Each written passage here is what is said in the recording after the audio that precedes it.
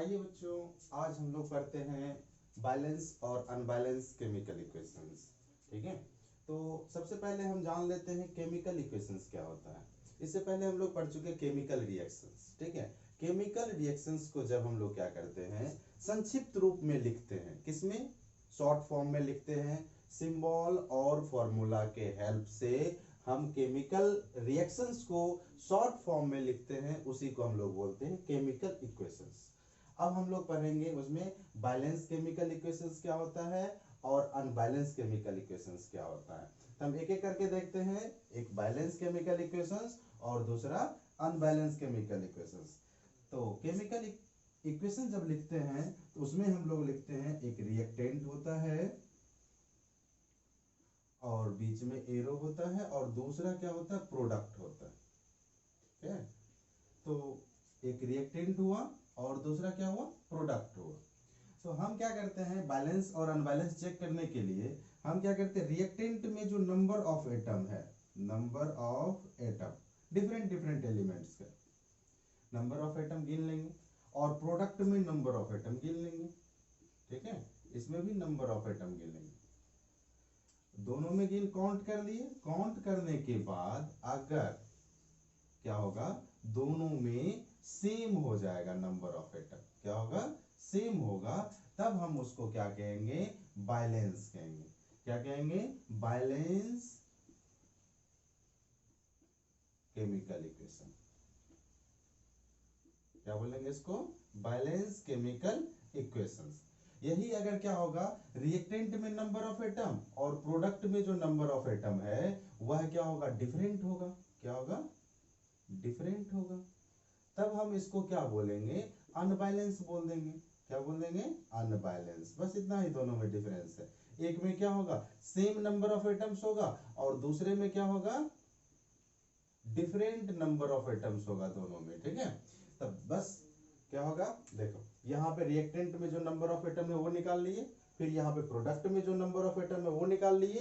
अगर दोनों में नंबर ऑफ एटम जो है वह क्या है, सेम है, तब क्या हो गया, बैलेंस केमिकल इक्वेशंस। अगर दोनों में नंबर ऑफ एटम्स डिफरेंट है तब वह क्या हो गया, unbalance chemical equations. Is that clear. चलो, अब हम लोग क्या करते हैं, दोनों का डिफिनेशंस लिखते हैं। चलो इसको पहले इरेज कर दें, इरेज कर देते हैं, एक एक करके दोनों का डिफिनेशंस लिखते हैं, फिर एग्जांपल लेके हम लोग समझेंगे कौन सा बैलेंस है और कौन सा अनबैलेंस है। तो पहले लिखते हैं बैलेंस का, बैलेंस्ड केमिकल इक्वेशंस। क्या लिखेंगे, the equations in which number of atom in reactant is equal to the number of atom in product। तो क्या बोले, बैलेंस केमिकल इक्वेशंस क्या होगा, जिसमें क्या होगा, the equations in which number of atom in reactant is equal to the number of atom in product। जिसमें क्या होगा, रिएक्टेंट में, अभी जस्ट एग्जांपल लेके ये समझाए थे आपको, रिएक्टेंट में और प्रोडक्ट में दोनों में क्या होगा, नंबर ऑफ एटम्स क्या होगा, सेम होगा, तब उसको हम लोग बोलेंगे बैलेंस केमिकल इक्वेशंस। क्या बोलेंगे, बैलेंस केमिकल इक्वेशंस। चलो एक एग्जांपल लेके देखते हैं।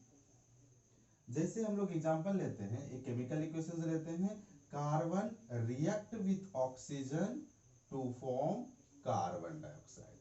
ठीक है, क्या बनाता है, carbon react with oxygen to form carbon dioxide. तो यहां पे क्या है, कौन कौन एटम्स है, दो एटम्स है, एक कार्बन है, दूसरा क्या है, ऑक्सीजन से। तो नंबर ऑफ, चेक करेंगे इसको, पहले सबसे पहले क्या करेंगे, चेक करेंगे बैलेंस है क्या अनबैलेंस है, चेक करते हैं। तो चेक करते हैं, यहाँ पे क्या है, एक कार्बन है और दूसरा क्या है, ऑक्सीजन। तो हम यहाँ लिखेंगे रिएक्टेंट, R फॉर रिएक्टेंट और P फॉर प्रोडक्ट। ठीक है, तो रिएक्टेंट में नंबर ऑफ कार्बन कितना है, 1 है और प्रोडक्ट में नंबर ऑफ कार्बन कितना 1 है, यानी कार्बन रिएक्टेंट में और प्रोडक्ट में सेम है। उसी तरह ऑक्सीजन का चेक करेंगे, ऑक्सीजन इसमें कितना ऑक्सीजन है 2 एटम्स है और इसमें भी 2 एटम्स है। दिस मीन्स क्या, ये जो रिएक्शंस हमारे पास है, carbon react with oxygen to form carbon dioxide, ये आपका क्या रहा, बैलेंस्ड केमिकल इक्वेशंस रहा। क्या रहा, बैलेंस्ड केमिकल इक्वेशंस रहा। ठीक है, क्या हो गया, बैलेंस्ड केमिकल इक्वेशंस। चलो अब दूसरे पे आते हैं। दूसरा क्या है, unbalanced chemical equations. Unbalance chemical equations लिखने से पहले हम लोग क्या करते हैं, इसको इरेज कर देते हैं। ठीक है, इरेज करें, चलो इरेज करें।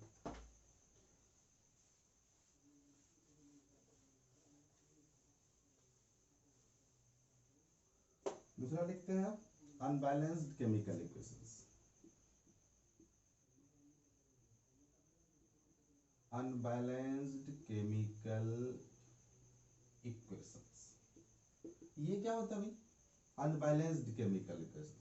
नाम से स्पष्ट है, अनबैलेंस होगा। अनबैलेंस मतलब क्या, एक बगल ज्यादा एक बगल कम, यही ना। अनबैलेंस मतलब क्या, एक बगल ज्यादा होगा एक बगल कम होगा। तो वही देखते हैं इसमें क्या होता है, इसका पहले डेफिनेशन लिख लेते हैं। The equations in which number of atom in reactant does not equal to number of atom in product। This means क्या, क्या कह रहा है ये, अगर मान लो रिएक्टेंट और प्रोडक्ट है, क्या है, रिएक्टेंट है आपके पास और दूसरा क्या है, प्रोडक्ट है। अगर इसमें जो है नंबर ऑफ एटम्स, रिएक्टेंट का नंबर ऑफ एटम्स प्रोडक्ट के नंबर ऑफ एटम्स के इक्वल नहीं होगा, दिस मींस क्या, अब जरूरी नहीं है कि एक बगल इस बगल ज्यादा हो या इस बगल ज्यादा हो, इसका कोई मतलब नहीं। किसी एक बगल क्या हो, अनबैलेंस हो, मतलब क्या, एक बगल कम दूसरे बगल ज्यादा, या इस बगल क्या हो कम उस बगल ज्यादा। ठीक है, यानी दोनों तरफ में क्या हो, किसी तरफ कम या ज्यादा हो सकता है। ठीक है, तब उसको हम लोग क्या बोलेंगे, अनबैलेंस केमिकल इक्वेशन।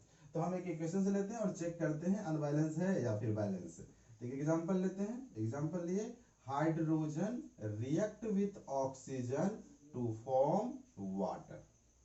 ठीक है, क्या किए, hydrogen react with oxygen to form water. तो इसको चेक करते हैं हम, ये बैलेंस है कि नहीं है। चेक किए, तो चेक इसमें क्या किया है, हाइड्रोजन है और ऑक्सीजन है। यहाँ भी R4 reactant, P4 product. Reactant में नंबर ऑफ हाइड्रोजन 2, प्रोडक्ट में नंबर ऑफ हाइड्रोजन 2। यहाँ रिएक्टेंट में नंबर ऑफ ऑक्सीजन 2, प्रोडक्ट में नंबर ऑफ ऑक्सीजन 1। देखिए यहाँ पे हाइड्रोजन तो 2 और 2 सेम है, लेकिन ऑक्सीजन यहाँ पे 2, रिएक्टेंट में 2, प्रोडक्ट में कितना 1।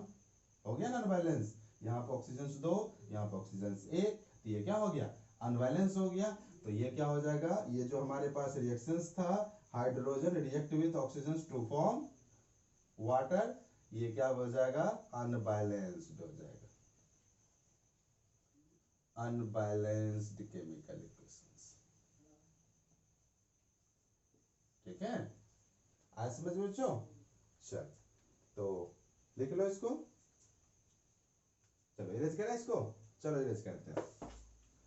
अब देखिए हम लोग केमिस्ट्री में जो है, कहीं भी आपको जब भी आपको पढ़ाया जाएगा तो उसमें क्या होता है कि अनबैलेंस्ड केमिकल इक्वेशंस हम लोग नहीं पढ़ते हैं। ये केमिस्ट्री के रूल के खिलाफ है। कौन सा rule, law of mass of conservation, इस रूल्स के खिलाफ है अनबैलेंस केमिकल इक्वेशंस। ठीक है, तो हम लोग क्या करते पढ़ते हैं, बैलेंस्ड केमिकल इक्वेशंस।